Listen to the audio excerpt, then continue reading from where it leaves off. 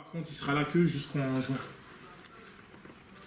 Donc c'est soit lui, je le prends lui, ou soit...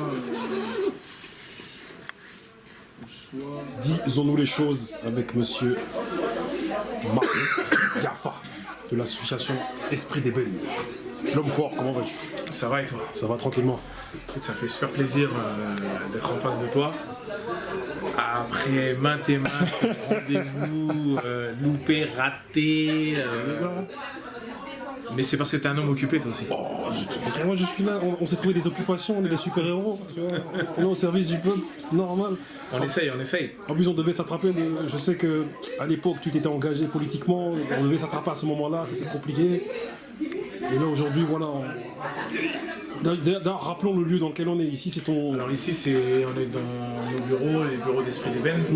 C'est une association qui existe depuis 1998 et donc qui est dans le 18e rue de la Goutte d'Or, donc au cœur du zoo, à 100 mètres du commissariat. Ok. Et voilà, c'est mon bureau. Un peu enfouilli là, mais bon, c'est mon bureau. Et aujourd'hui, voilà, tu as présenté une série d'ateliers par rapport à la dépigmentation. Dis-nous un peu ton ressenti après cet atelier et comment tu sentis les choses. Bah moi, à partir du moment où il y a une personne qui vient et qui milite pour la cause, c'est déjà un grand pas. Parce que sur la question de la dépigmentation, on revient loin pour diverses raisons, parce que c'était un sujet tabou pendant longtemps.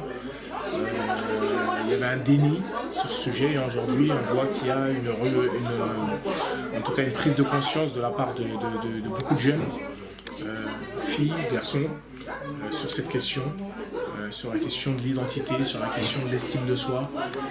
Et ça veut dire qu'on progresse, les mentalités elles commencent à changer et ça c'est très important. Je sais que la première fois qu'on s'est vu, mais que je t'avais vu sur les réseaux, c'était par rapport au sommet à la Afrique-France et c'était je crois en 2015 ou 2016, tu vois. Tout à fait. Et voilà, je te louais déjà je parlais déjà de tes qualités d'orateur, tu vois. Parce que je sais que à côté vous animez un espèce de média Radio Soninkara, c'est ça? Ouais, radiosoninkara.com, 200 000 auditeurs, un peu plus maintenant. Là, dans l'idée, c'est de... La communication, c'est hyper importante. Hyper important, pardon. Et je crois que nous, ce qu'on a apporté, en tout cas dans la Radio Soninkara, c'est l'ouverture. C'est de dire, ok, on est soninké, on a une culture, on a des traditions, on a des rites, mais à un moment donné, on est obligé de parler à l'extérieur, on est obligé de se confronter au monde extérieur, on est obligé de vivre avec son temps. Et les Soninké, comme toutes les autres communautés du monde, pas que africaines, sont en pleine mutation. Et on est au XXIe siècle, il y a la technologie, il y a d'autres moyens de communication, des moyens de mobilité, etc. Et il doit y avoir une réflexion d'ouverture de toutes ces communautés avec le vivre ensemble, le XXIe siècle, et ce que ça compose.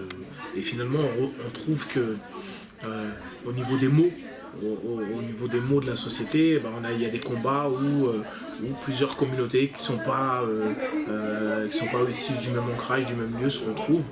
On le voit à travers des combats comme celui d'Assa, on le voit à travers des combats Ziyad Ebouna, on le voit à travers des combats là au sein des Gilets jaunes où il y a des gens de communautés différentes qui font des choses et pourquoi pas nous quoi, tout simplement.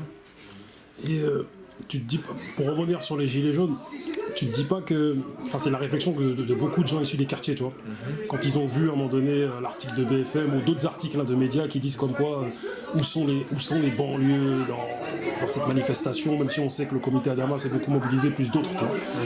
Et juste pour faire une petite anecdote, moi j'étais avec mes parents récemment, j'ai mon père qui était à l'hôpital, on regardait 7 à 8. Et à un moment donné, il y avait une famille qui était là, issu de la classe moyenne, qui avait 3 enfants et qui était là, qui disait oui, voilà, depuis l'augmentation de l'essence et depuis un certain moment, avec l'inflation, c'est compliqué pour nous. Avant, on faisait des McDo, avant, on allait au Chinois, avant, on allait au moins une fois par an en vacances. Et là, on se retrouve au 15 du mois avec 150 €. Et là, mes parents ont esquissé un sourire et on s'est regardé, on a dit, mais nous, depuis 40 ans, nous vivons ça. Nous vivons ça. C'est-à-dire que, voilà, nos grandes familles ouest africaines et autres, on vit ça depuis. Et même, pour faire référence aux violences policières, on voit qu'aujourd'hui, les policiers... on sait que voilà, ils tirent tout azimuts. Il y a une certaine violence dans les quartiers qu'il y a depuis des années, et là en fait il y a une partie de la population française qui est en train de subir ces violences. C'est clair. Je crois que c'est dans les moments durs qu'on vit, qu'on se rend compte que finalement l'autre, ou la condition de l'autre, elle est assez proche de la nôtre. Et je crois que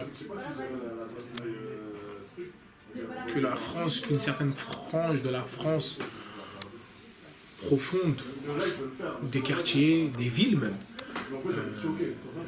vivent les problématiques que vivent une certaine partie de la France depuis des lustres, comme tu viens de le dire. C'est bien. Au moment, ça met les yeux en face des trous. À un moment donné, quand on se retrouve confronté des week-ends durant à des problématiques avec les forces de l'ordre. Là, je parle des gens qui manifestent pacifiquement. Je parle pas des casseurs, tout ça, etc. Ça, c'est condamnable. Je parle des gens qui sont d'honnêtes citoyens ou qui ont le sentiment d'être d'honnêtes citoyens. Comme nous, nos parents sont des honnêtes citoyens et ont travaillé, ont contribué, on va pas refaire l'histoire, à construire la France, machin, etc. Et quand ces honnêtes citoyens, à un moment donné, se font alpaguer, se font montrer du doigt, ou se font, excusez-moi l'expression, emmerder par les forces de l'ordre, là, ça pose problème. Et là, tout d'un coup, ils se disent, ah, notre voisin, les gens du quartier d'à côté, ils vivent la même chose que nous au quotidien, eux, par contre. Et quand il y a eu cet appel à la banlieue, ça m'a fait penser un peu à l'effet Johnny Hallyday. Je me rappelais sur les plateaux télé, on disait mais où sont les quartiers de banlieue, pourquoi ne sont-ils pas venus rendre hommage à Johnny Hallyday? Moi, Johnny Hallyday, ouais, mais je me sentais pas concerné. Et je le dis ouvertement. Par contre, Charles Aznavour, je me sentais concerné. C'est vrai que c'était une autre. Voilà. Pourtant, image. Aznavour, c'est une autre icône de la France. Mais Aznavour était plus proche de nous. Aznavour s'intéressait à nos problématiques. D'un côté, il y a deux icônes. Un, l'idole des jeunes, tout ce qu'on veut, etc. Qui s'est jamais intéressé. Il a fait un feat avec les ministères américains. Oui. Mais de l'autre côté, il y avait un mec, un vrai. Un papa. Qui fait partie de l'histoire de France, qui a été honoré maintes et maintes fois. Et qui était proche de nous. Pourtant, il avait des chansons qui étaient très ouvertes, qui étaient pas forcément des chansons qui allaient dans le sens, on va dire, de nos communautés historiquement, etc. Mais c'était quelqu'un qui a ouvert la porte et qui a été vers l'autre. Chose qui n'a pas été le cas pour quelqu'un comme Johnny ou d'autres. C'est vrai qu'il était proche de nous par rapport même à son passé ou même ses origines, toi. Immigré. Et c'est le seul artiste français qui à un moment donné a fait un featuring avec un rappeur et a encensé le rap carrément. Qui a encensé le rap, qui a eu un courage politique, culturel sur une émission de grande écoute. Il y en a très peu qui ont fait ça. Qui a dit que le rap était la continuité de la chanson française. C'est le seul qui l'a dit. Voilà, c'est le seul qui l'a dit. Donc moi, oui, hommage, j'ai rien contre Johnny, encore une fois, mais hommage à Aznavour. Revenons sur le thème de la dépigmentation. D'ailleurs, sa phrase est assez bonne parce que dans quoi nous sommes dans la problématique des Gilets jaunes? On est dans cette problématique de pas de justice sociale sans justice économique. Et comme il y a un problème de justice économique, donc pas de justice sociale. Et si on juxtapose ta phrase à la réalité africaine, la justice économique, on peut parler du français, carrément. Tu vois, Ah comme oui. quoi, il faut carrément l'élimination du français. C'est assez bien que tu poses cette question parce qu'aujourd'hui, les États européens, avec l'Italie en fer de lance, s'accordent à dire que la France appauvrit clairement l'Afrique avec cette monnaie. Aujourd'hui, les Italiens, et à juste titre, hein, ils en ont marre. Ils en ont marre d'accueillir la misère du monde. Est-ce que moi, si j'étais italien, je serais d'accord avec tout ça? Tout en sachant que le pays où ils veulent aller, ou les pays voisins, c'est eux qui ont bénéficié et qui continuent à bénéficier de l'usufruit d'où viennent ces gens-là. Les Italiens, ils ont raison. Ils ont raison. C'est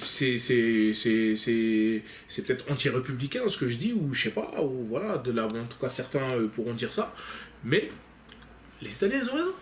Quand on se met au niveau des Italiens, à leur niveau, ils se disent, ok, nous on les accueille, ils viennent, on s'occupe d'eux, machin, etc. Mais vous qui êtes en haut, qui nous dites à nous de bloquer, vous continuez à aller les piller différemment. Pas du pillage classique comme c'était dans le temps, mais ils ont raison. Pour revenir sur... tout à l'heure, tu parlais un peu de ta culture. On sait que tu es malien, malien c'est ça? Malien et mauritanien. Mauritanien, Soninké. Ouais. On sait que moi, j'ai tendance à dire en rigolant comme quoi il y a beaucoup de Soninké en France. J'ai l'impression qu'il y a plus de Soninké en France qu'au Mali ou au Sénégal. Et on sait que les Soninké sont très à cheval sur les traditions. Et voilà, je rebondis sur le fait que tu disais qu'à un moment donné, il ne faut pas s'enfermer dans sa culture parce que tu le sais comme moi que les Soninké peuvent être très durs. Tout à fait. Très, très à cheval. Moi, j'ai carrément un ami qui un jour voilà, voulait se marier avec une Asiatique et il y a son oncle qui lui a dit « Mon ami, tu vas pas te marier avec elle ?» Même pas, il voulait se marier avec une fille qui était Bambara. Son oncle lui a dit « Écoute, on a fait un pacte il y a 1000 ans entre les Soninké et les Bambara comme quoi on ne pouvait pas se marier entre nous. Donc c'est mort. » Donc carrément, il a laissé ça. Quoi. Toi, tu penses que la culture est une force, mais parfois certains de ces paramètres peuvent être un frein? Bien sûr. Bien sûr. La culture. Pour moi, la culture, elle doit évoluer. Au même titre que... C'est un peu dur ce que je vais dire, hein, que même l'appréciation, je dirais même des religions, avec notre temps. Il y a des préceptes qui sont indéniables, sur lesquels nul ne peut revenir, y compris même au niveau de la culture. Mais il y a des choses où, à un moment donné, les peuples doivent progresser. Parce qu'on ne peut pas vivre au XXIe siècle avec une pensée du XIVe siècle. C'est pas possible. Il y a eu plusieurs siècles qui ont découlé. Il y a eu des actes qui ont été pris. On le voit à notre époque. Si on va plus loin, à l'époque, nous, on était animistes. On avait des rois, des reines, on avait d'autres rites, d'autres traditions, etc., etc. Et je pense que tout ça, que ce soit la culture ou autre, on doit évoluer avec notre temps. On doit faire en sorte d'améliorer les choses. On doit permettre les connexions. On doit permettre et d'éviter surtout le renfermement sur soi-même. Parce qu'aujourd'hui, un peuple qui est renfermé sur lui-même, c'est très compliqué. C'est-à-dire que soit vous avez une base et un socle hyper important et hyper fort,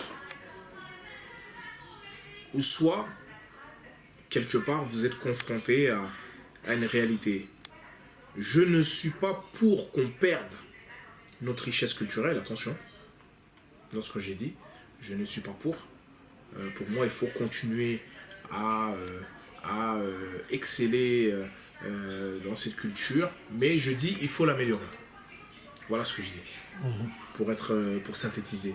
Parce que certains ils vont dire non, il est passé par là, mais qu'est-ce qu'il veut dire, machin. Non, nos cultures, il faut les améliorer. Et les améliorer, ça passe par certains rites ou certaines traditions qu'il faut changer. Revenons sur notre thème de prédilection, la dépigmentation. On sait qu'aujourd'hui ça représente un marché de 20 milliards de dollars. De dollars, ouais. Comment lutter contre ce marché de 20 milliards?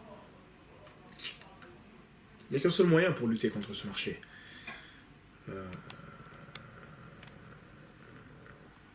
C'est une forme de répression, mais pas de répression économique.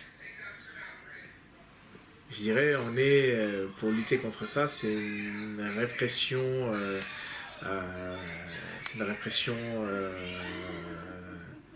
mentale, de conscientisation, d'apprendre aux gens tout simplement qui ils sont. C'est-à-dire que toi, c'est Abouakar, moi c'est Mams, enfin plutôt Mohamed. Qui je suis? D'où je viens? C'est quoi l'histoire de mon père? C'est quoi l'histoire de mon grand-père? C'est quoi son histoire ici? Comment il a évolué? Comment il a éduqué ses enfants? C'est quoi sa perception de la vie? C'est quoi ma perception de la vie? Et c'est l'ensemble de tout ça qui fait que je suis ce que je suis et je m'assume en tant que ce que je suis et surtout je m'estime comme je suis et en tant que ce que je suis. C'est ça la clé. Le reste là, c'est de la littérature. Maintenant si on va dire allez, on va saccager des boutiques, ou on va faire ceci, déjà c'est pas légal, ou alors on va combattre les labos, machin. Non, le meilleur combat, c'est la culture, l'estime de soi, et le fait de savoir que je suis fier de ce que je suis fier de ma mélanine, de ma couleur, donc j'ai pas besoin de ces produits-là. Et tu penses qu'il faut vraiment une remise en question sur... c'est comme je disais tout à l'heure, c'est le vainqueur qui a écrit l'histoire.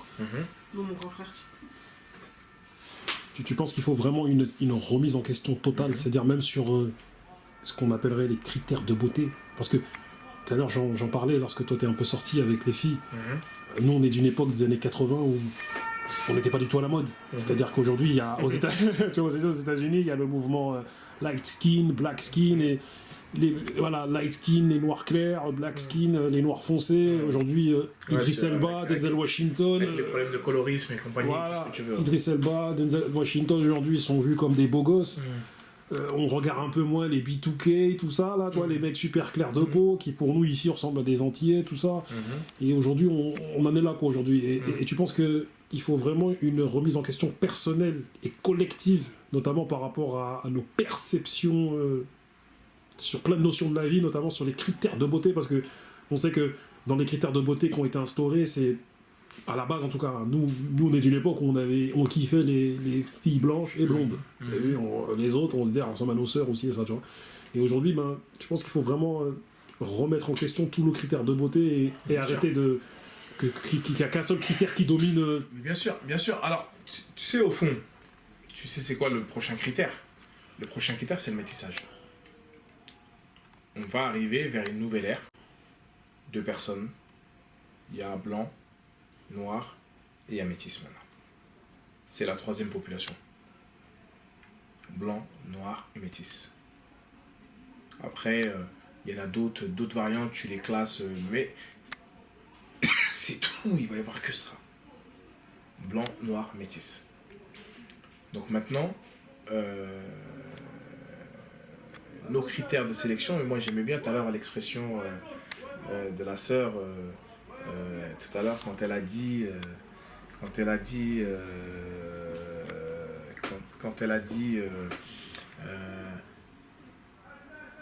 même le cœur fait des castings. Ouais, c'est super fort ce qu'elle dit.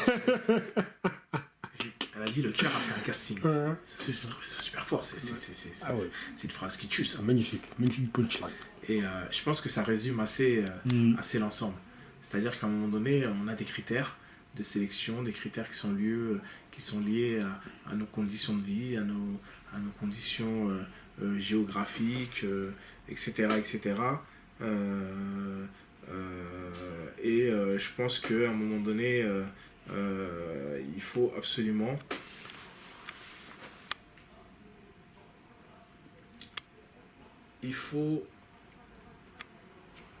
décomplexer